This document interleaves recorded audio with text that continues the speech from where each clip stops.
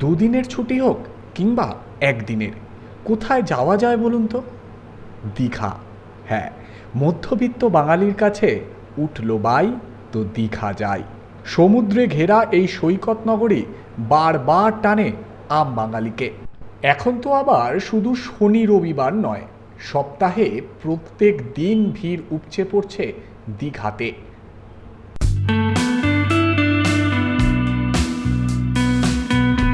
দীঘাতে আমরা কেন আসি? সমুদ্রের টানে।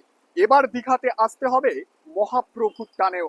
একেবারে শেষ পর্যায়ের কাজ চলছে, হাতে আর কয়েকটা দিন, তারপরে দীঘা কিন্তু মহাপ্রভুর জন্য মহাধামে রূপ নেবে।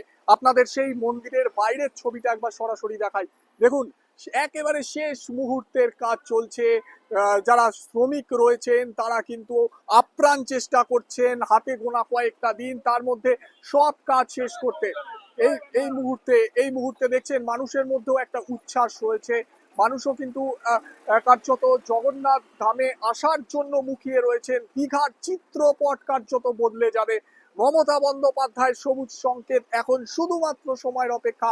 সবুজ সংকেত পেলেই কিন্তু একেবারে এই মন্দির কিন্তু ভক্তদের জন্য খুলে দেওয়া হবে। আপনারা দেখতে পাচ্ছেন একেবারে কিন্তু শেষ মুহূর্তের যে কাজ, মন্দিরের যে প্রাঙ্গণ, সেই গেট এবং যে মন্দিরের ঢোকার যে জায়গা পুরোপুরি কিন্তু প্রস্তুত।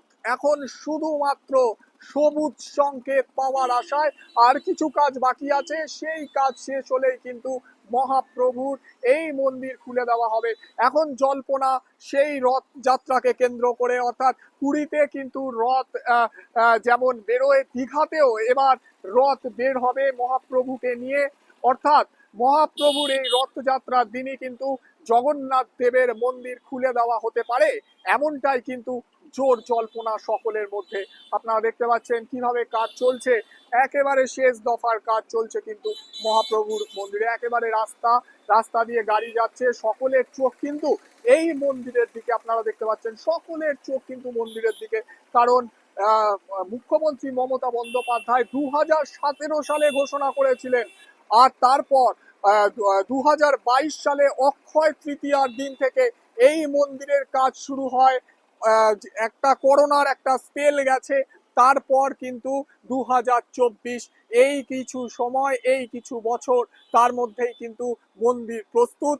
রাজ্যের মুখ্যমন্ত্রী যে কথা বলেছেন সেই কথা কিন্তু রেখেছেন, এবং বাংলার মানুষকে কার্যত শুধু নয়, দেশের মানুষকে উপহার দিচ্ছেন এই জগন্নাথ দেবের মন্দির। সেই ছবি কিন্তু আপনারা দেখতে পাচ্ছেন। একেবারে সবার চোখ, সবাই রাস্তা দিয়ে যাচ্ছেন কিন্তু একবার হলেও মন্দিরের দিকে চোখ ফেরাচ্ছেন, মন্দিরের দিকে চোখ রাখছেন, এবং মনে মনে একটাই প্রার্থনা করছেন, মহাপ্রভুর দর্শন যেন এরপরে এসে করতে পারি। কারণ হাতে গোনা আর কয়েকদিন, ততদিন অপেক্ষা সকলকে করতে হবে।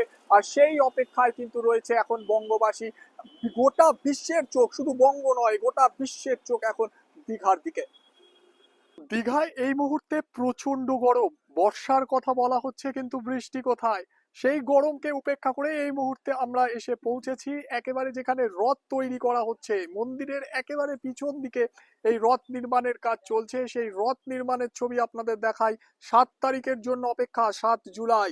7 জুলাই রথযাত্রার দিন এই রথই কিন্তু দীঘাতে প্রথম, দীঘার রাস্তায় প্রথম জগন্নাথ দেবকে নিয়ে পরিক্রমা করবে। আপনারা সেই ছবিও কিন্তু সরাসরি দেখতে পাচ্ছেন। এই মুহূর্তে রথ বাঁধার কাজও কিন্তু প্রায় শেষের পথে, একেবারে নির্মাণের কাজ প্রায় শেষের পথে। এবং দেখতে পাচ্ছেন 3টি রথ এই মুহূর্তে প্রস্তুত হয়ে গিয়েছে, কাঠামো প্রস্তুত হয়ে গিয়েছে। জগন্নাথ, বলরাম, সুভদ্রা 3টি রথই কিন্তু কার্যত প্রস্তুত হয়ে গিয়েছে। পুরীর আদলে, পুরীর মতনই কিন্তু একেবারে এই রথযাত্রার দিন এই রথ রাস্তায় নামবে। এখন উৎসবের আনন্দে, উৎসবের দিনের জন্য সকলে কিন্তু মুখিয়ে আছে। এই মুহূর্তে সরাসরি সেই রথের ছবি আপনারা দেখতে পাচ্ছেন। পাশাপাশি এই অনুষ্ঠান ঘিরেও কিন্তু নিরাপত্তা ব্যবস্থা যথেষ্ট আঁটোসাঁটো করা হয়েছে। মন্দির চত্বরের ভিতর বা এই রথ যেখানে নির্মাণ হচ্ছে তার ভিতর কাউকে প্রবেশের অনুমতি দেওয়া হচ্ছে না। সেই ছবিও আপনাদের সরাসরি দেখাচ্ছি। একেবারে যেভাবে প্রস্তুত করার কাজ চলছে, একেবারে শেষ পর্যায়ের কাজ কিন্তু ইতিমধ্যেই হয়ে গিয়েছে। এখন শুধুমাত্র চূড়াগুলি তৈরি হবে, তাহলেই কিন্তু রথ নির্মাণের কাজ শেষ হবে।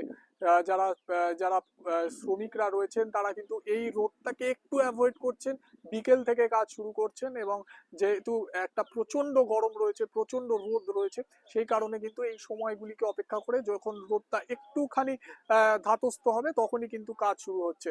এই মুহূর্তে রথেরও ছবি আপনাদের সরাসরি কিন্তু দেখিয়ে দিলাম।